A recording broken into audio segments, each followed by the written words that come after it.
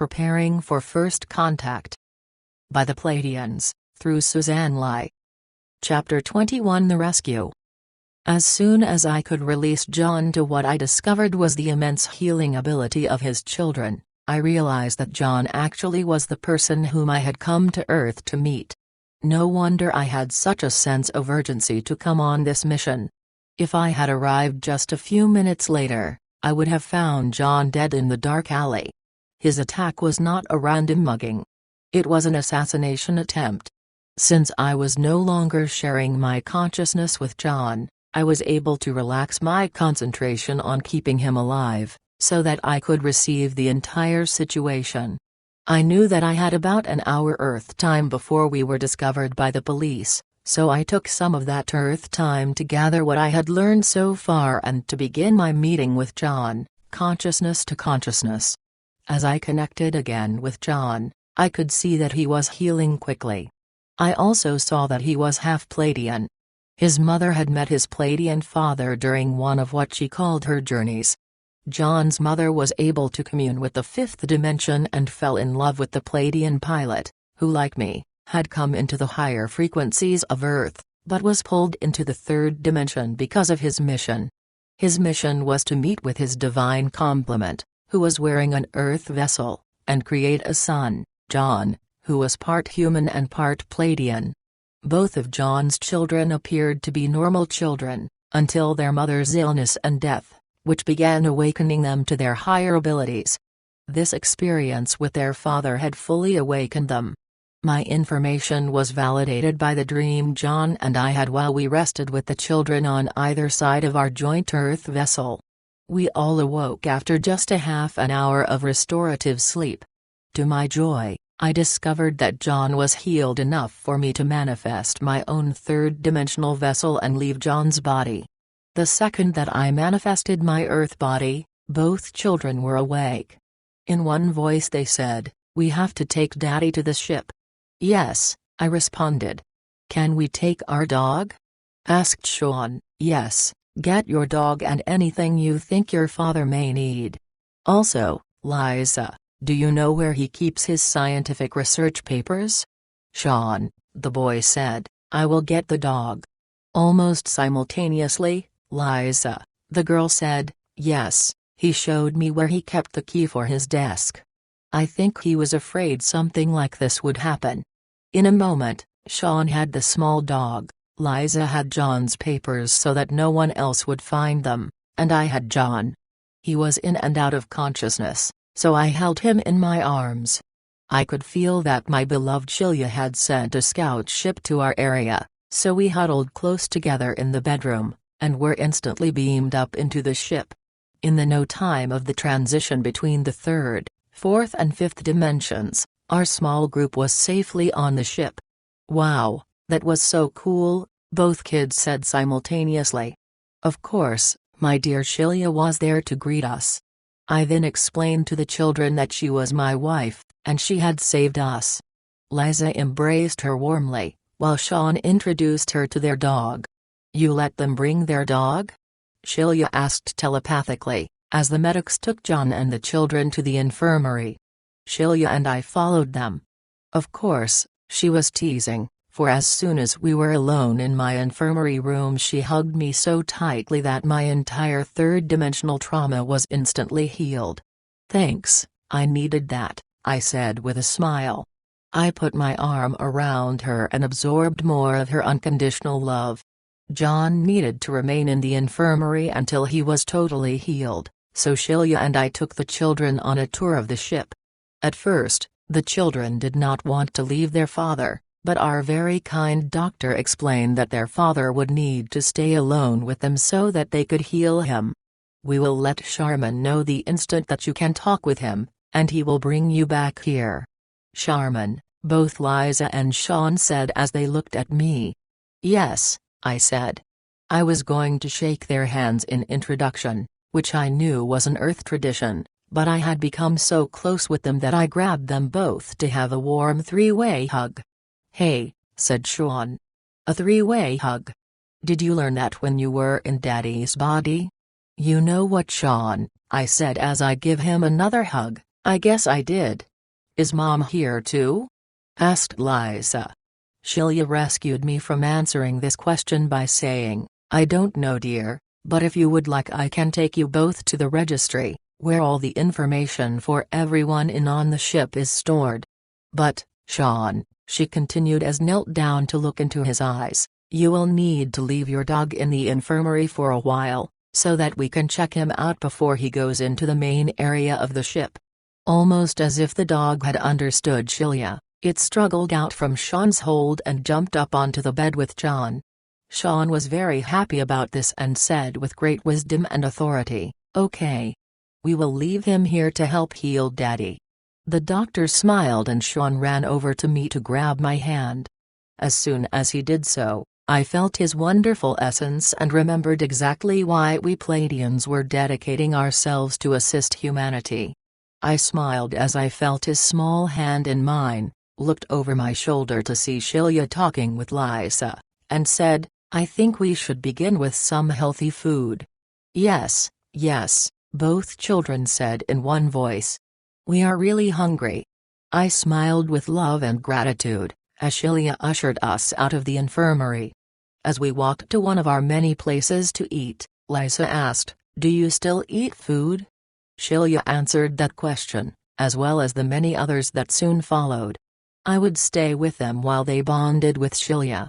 Fortunately, that bonding happened very quickly. "Children," Shilya said, "Sharman needs to have his post-mission checkup. Now that we have had a meal together, can we all walk him back to the infirmary? Then he can rest there with your dad while I show you more of the ship." "Yes, yes," they said in tandem. "Thank you," I telepathically said to Shilya. "You just talked to her with your mind, didn't you?" Liza said. "Yes, I heard that too," announced Sean. Shilya, who always seemed to know what to do, embraced both children at once and said, "How wonderful that you are both telepathic.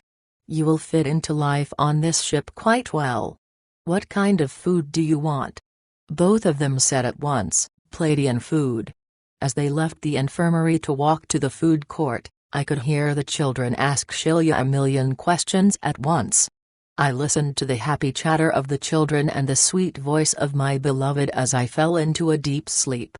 However, I had not been asleep long, when I began to recover information that I had not recognized in my race for survival.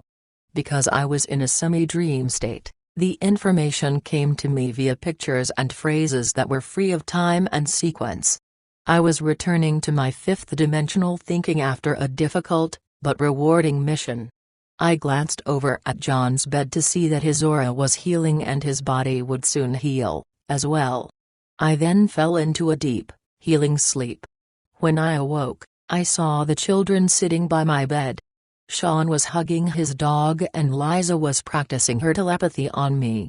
I could hear her talking to me inside my heart, so I opened my eyes and said with my voice, "You have a wonderful talent to be able to speak into my heart." Liza smiled a bit shyly. "Yes, I learned that when Mother was ill." Shilya checked for me and found that Mom is not on the ship, but is happily living in a higher dimensional world. I really miss my mother, but I also feel like I am supposed to remain on the ship. Also, Sean loves it here and wants to stay. I just needed to talk with you about that. I mean, can we talk about that when you are better? I am very happy to talk to you about it right now. I feel quite healed, but wouldn't you rather talk to your father? Liza became very pensive after my question, then quickly answered with her concerns for her father's healing. "Liza," I gently interrupted her. "You do know that I am fully telepathic and can read your thoughts, right?" "Yes," replied Liza, "that is why I wanted to talk with you.